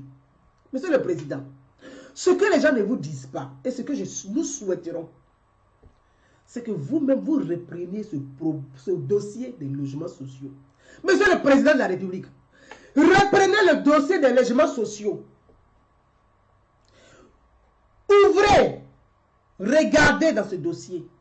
Qui sont les propriétaires de ces logements sociaux? Vous allez comprendre beaucoup de choses dans ce pays. Qui sont les vrais propriétaires de ces logements sociaux? C'est-à-dire le président de la République va chercher des fonds qu'il amène. Il demande à des ministres, par exemple, d'élaborer un plan de développement des logements sociaux. Mais le ministre là, lui-même là, son directeur de cabinet là, son collaborateur là, c'est lui qui s'en va créer l'entreprise, c'est-à-dire des prête-noms. Il y a des prête-noms. Le ministre fait quoi? Il demande à un de ses collaborateurs d'être une agence immobilière par exemple, ou d'être un promoteur immobilier. Ils se mettent en promoteur immobilier, alors que c'est la promotion, le promoteur immobilier là, le nom qui est dessus là, c'est prête-nom, hein? Sinon, c'est le ministre lui-même qui a l'argent là. C'est-à-dire, comme il a vu que le président envoyait beaucoup d'argent, il dit, ouh, ça là, moi je ne peux pas donner à quelqu'un, hein. Moi-même je préfère garder l'argent là. Donc, il va chercher son collaborateur qui va créer une entreprise immobilière, qui sera le promoteur immobilier. Le ministre prend tout le paquet d'argent que le président envoie est tellement gourmand, il garde pour lui seul, il donne un peu à son promoteur immobilier, il dit va construire des cases là, mon cher c'est mieux. On a inauguré, le président a fait des logements sociaux. Et derrière ces logements sociaux, qui sont les propriétaires? Ce sont les mêmes collaborateurs des ministres qui sont les propriétaires de ces immeubles, de ces petits pavillons. Quand vous avez des boîtes de sardines, ils sont les promoteurs immobiliers. L'argent que le président a envoyé, crédit qu'il a pris, que nous nos enfants vont payer là, il a mis dans le ventre de son ministre. Voilà ce qui se passe. Donc, monsieur le président, prenez le dossier et puis ouvrez le dossier.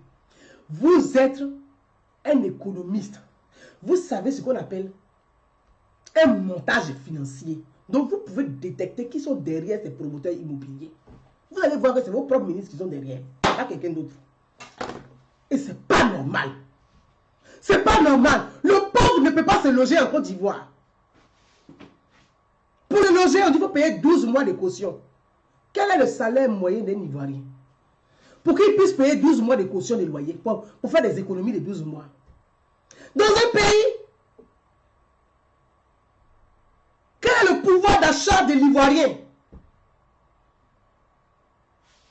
Quel est le pouvoir d'achat de l'Ivoirien? On a la corruption à tous les étages.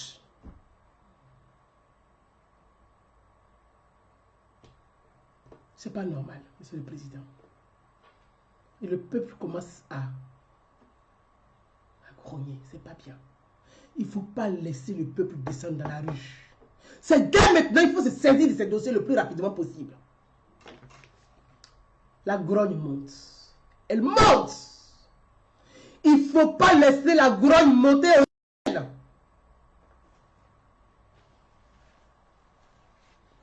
Je le dis pour l'amour de mon pays. Je le dis pour la stabilité en Côte d'Ivoire. Personne n'a envie de guerre dans ce pays. Personne n'a envie de casseurs dans ce pays. Nous voulons une stabilité durable. Nous voulons une vraie réconciliation. Nous voulons une vraie paix. Nous voulons que les enfants de ce pays puissent s'embrasser comme avant. Donc chacun doit pouvoir jouer son rôle. C'est pas parce que ton parent est dans le gouvernement que tu penses que tout va bien. Regarde autour de toi. Regarde autour de toi. Combien de familles souffrent autour de toi? C'est ça qu'on appelle la solidarité. Regardez un peu autour de vous. Vous tous les parents des ministres. Vous tous dans le gouvernement. Regardez un peu autour de vous. Sortez l'humanité qui est en vous. Sortez l'humain qui est en vous. On a l'impression qu'on est face à des robots qui n'ont aucun sentiment pour quelqu'un.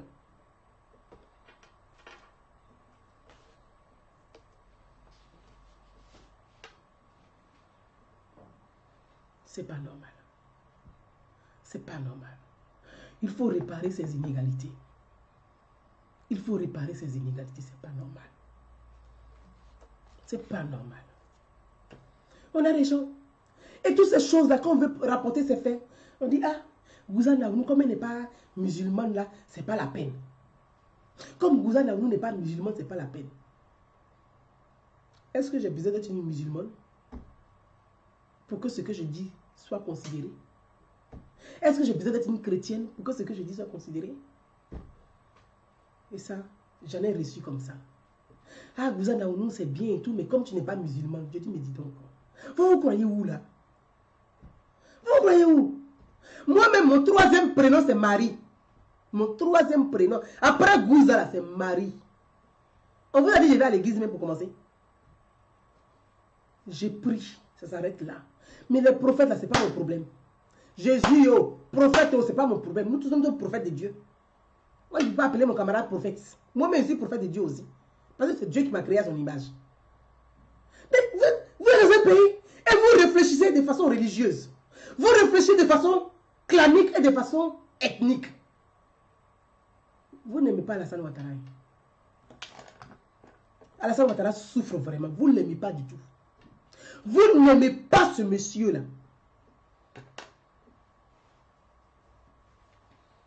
Vous n'aimez pas Alassane Ouattara. Vous ne l'aimez pas du tout. Ni aujourd'hui, ni demain. C'est-à-dire, c'était l'homme sur lequel on pouvait grimper pour accéder au pouvoir. Quand on arrive au pouvoir, on jouit du pouvoir, on est tellement content. On est mado, on est mado, on est mado. Alors qu'en réalité, là, vous ne l'aimez pas. Quand on aime Alassane Ouattara, là, Quand on aime Alassane Ouattara, là, ce n'est pas de chanter à deux puissance à Maïne. Moi, quand j'entends les gens qui font puissance à Maïne, ils disent ça, c'est des escrocs. Direct. Parce qu'on connaît ça là. Tous les jours, c'est même puissance à Maïne, vous chantez à toutes les sauces. Quand un politique arrive, puissance à Maïne, il suffit de vous louer, vous chantez puissance à Maïne. Il suffit de vous louer, vous chantez puissance à Maïne. Ça là, c'est des gens qu'on loue. Vous n'aimez pas Alassane Ouattara. Quand tu aimes Alassane Ouattara, là, tu ne peux même pas dans son gouvernement et puis tu vas faire ta pré-campagne. Est-ce que quand vous refusez, c'est normal? Ce n'est pas logique. Si tu aimes Alassane Ouattara, la mission qu'il t'a donnée là, l'argent qu'il met à ta disposition, il faut bien travailler, puis il faut réussir ta mission. Tu vas voir que tu l'aimes vraiment. Si tu aimes Alassane Ouattara. C'est pour ça, je vais rapidement rebondir sur les propos de Guillaume Soro.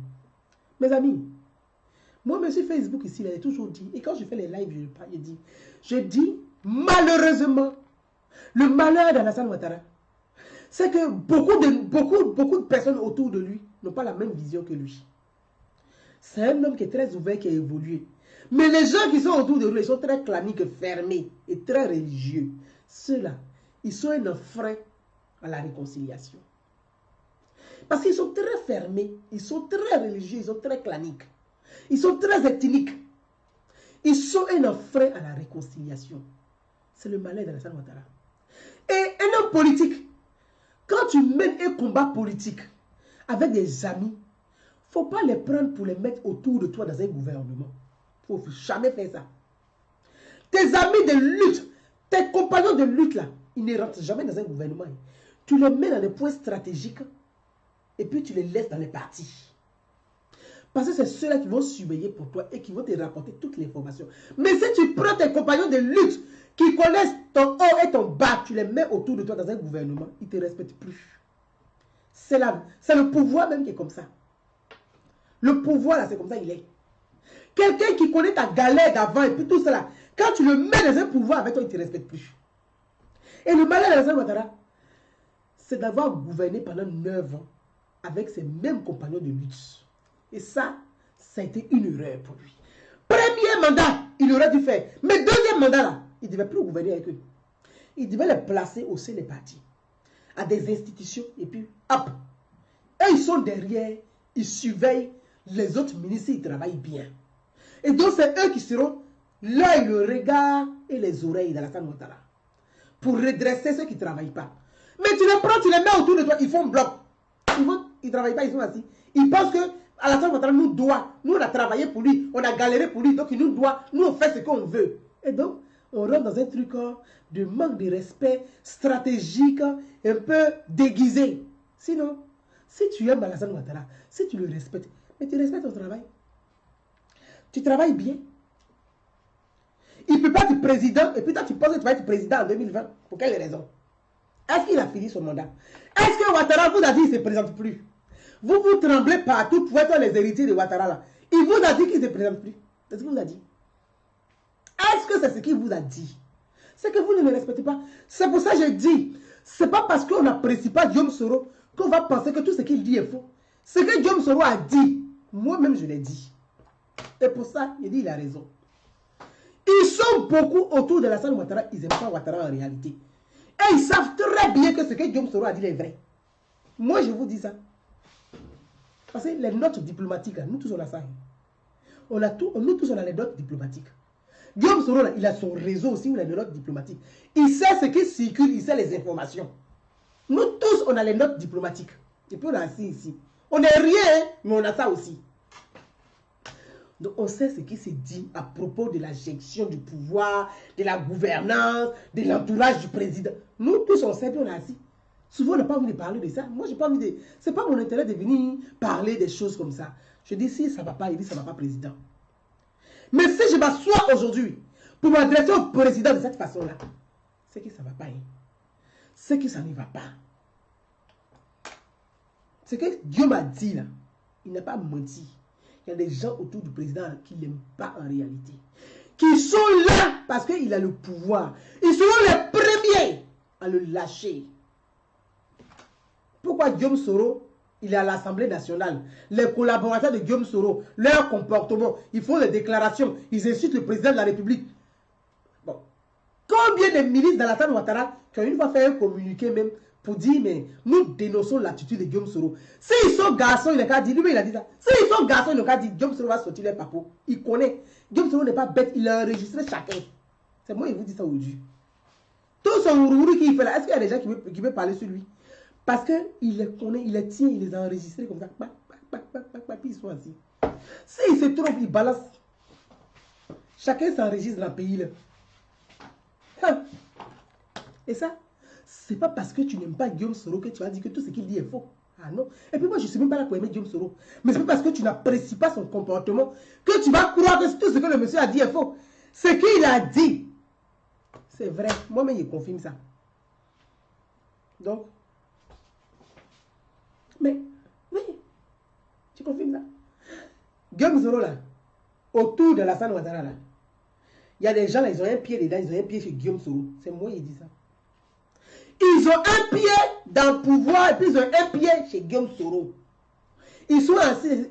On ne sait pas si Guillaume Soro va venir au pouvoir. Donc là, on va faire blé-blé. Parce que ce sont des gens qui ne veulent jamais perdre le pouvoir. Comme s'ils pensaient qu'ils sont nés avec le pouvoir. Mais un pouvoir là, ça se perd. C'est comme ça, ça y est. C'est pour ça qu'on appelle ça pouvoir. Sinon, c'est pour ça qu'on allait dire héritage. C'est pas un héritage. Même héritage, même c'est père. Souvent, tu fais banque pour tu as un héritage. Voilà. Il y a des gens, ils ont un pied dans le gouvernement, puis ils ont un pied qui c'est Guillaume Soro. C'est ceux qui font aller et tout, papaton, entre les deux. Ce sont ceux-là. Pourquoi ils ne se prononcent pas sur le comportement de Guillaume Soro? Pourquoi il ne faut pas de déclarations pour dire, mais même moi-même, je ne suis pas ministre, je dis à Guillaume Soro, quand il a un comportement, je dis, ton comportement n'est pas bien. Moi, je dis ça à Guillaume Soro. Mais toi, tu dis que tu es Ouattara, tu es dans le gouvernement avec lui. Pourquoi toi, tu ne peux pas dire ça? C'est parce que tu sais très bien ce que tu fais en réalité. Voilà. Ce que tu fais en réalité, tu sais. Tu joues double jeu. Depuis Gbagbo, là, ce sont les mêmes gens. Ce n'est pas quelqu'un d'autre. Monsieur le Président.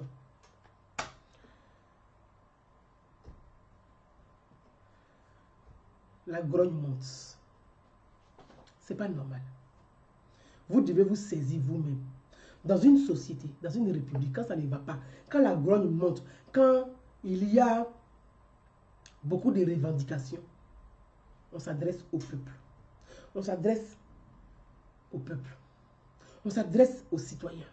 Et les citoyens attendent que vous vous prononciez sur ces sujets de société, sur l'éducation, sur les enseignants, sur le pouvoir d'achat de la ménagère. C'est pas normal. Vous devez vous exprimer.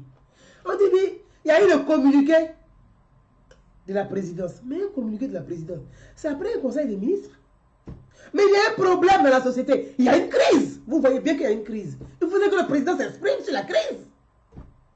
Il est le président de la République. C'est lui que le peuple a élu. Ces ministres, c'est lui qui les a nommés. Donc quand la crise s'accentue, le président doit s'exprimer pour apaiser les tensions. C'est le président qui prend le relais derrière. Quand il voit que c'est coincé, qu'on n'arrive pas à décoincer, le président s'exprime. Et dit, le président a parlé, c'est qu'il a eu information de nos revendications. Et ça baisse les tensions dans la société. Mais je ne sais pas quel conseil vous donnez au président. Quel conseil vous donnez au monsieur?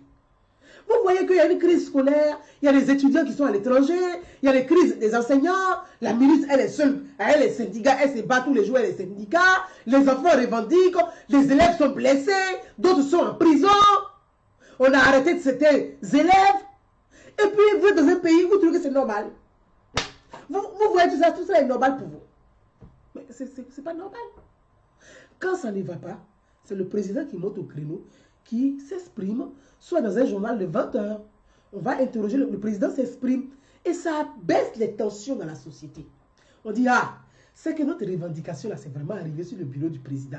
Le président a eu connaissance. Et puis, ça dégonfle un peu le ballon. Mais si ça ne fait pas ça, là, on a l'impression que le président n'a pas entendu. On dit, bon, comme le président n'a pas entendu, bah, c'est lui qu'on a voté. Donc, on va toujours faire la grève là jusqu'à ce qu'il entende. Moi, je souhaiterais que le président puisse s'exprimer sur ces crises-là pour pouvoir apaiser les tensions dans son pays. Et nous souhaiterons que les tensions baissent dans notre pays.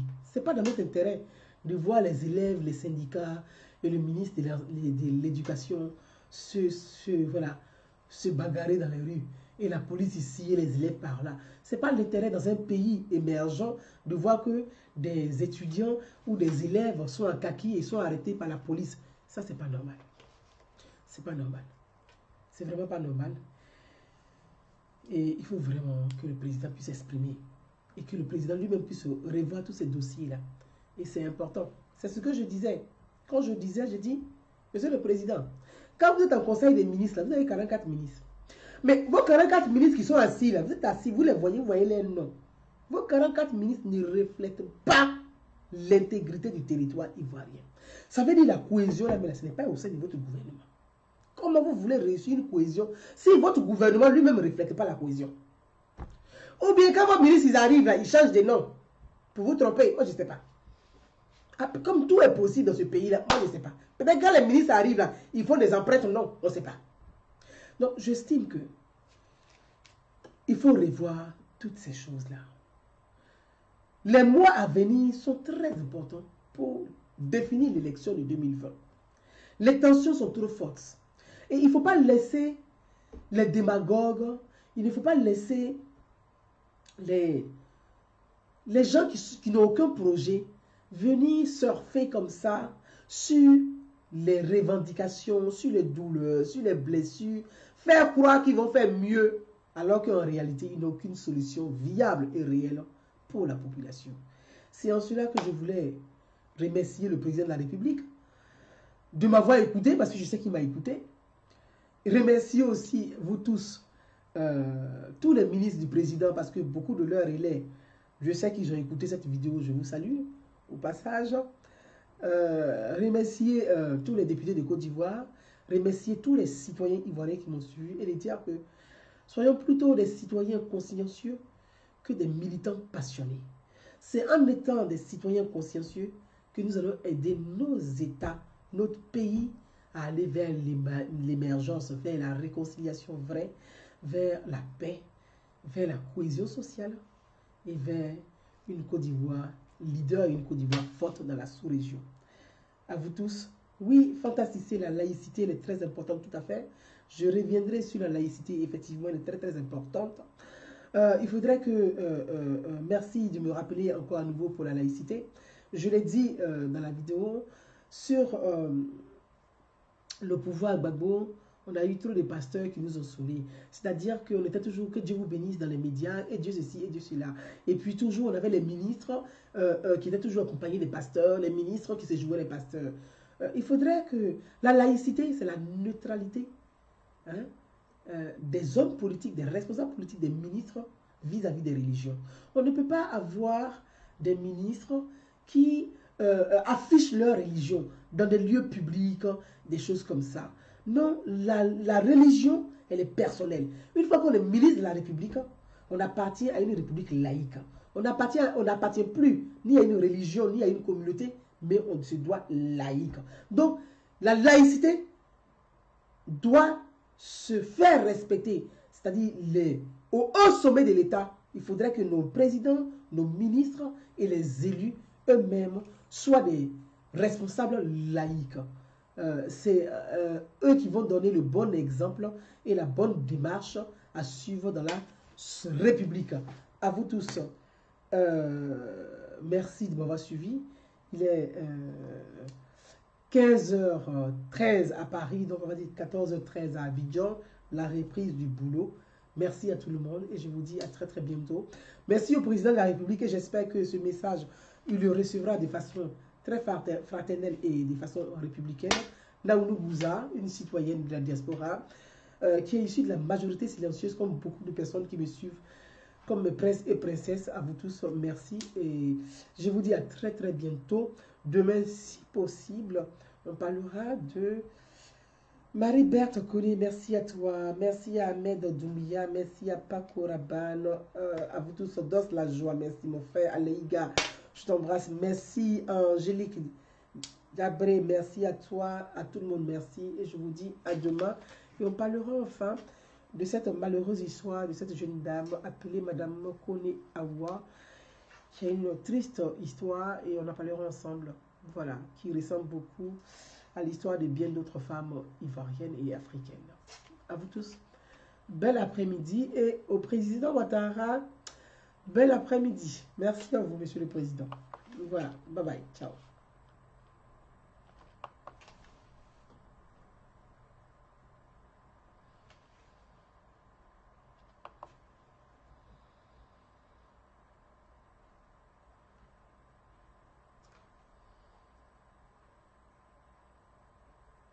Ah, Kania Meiti, merci à toi.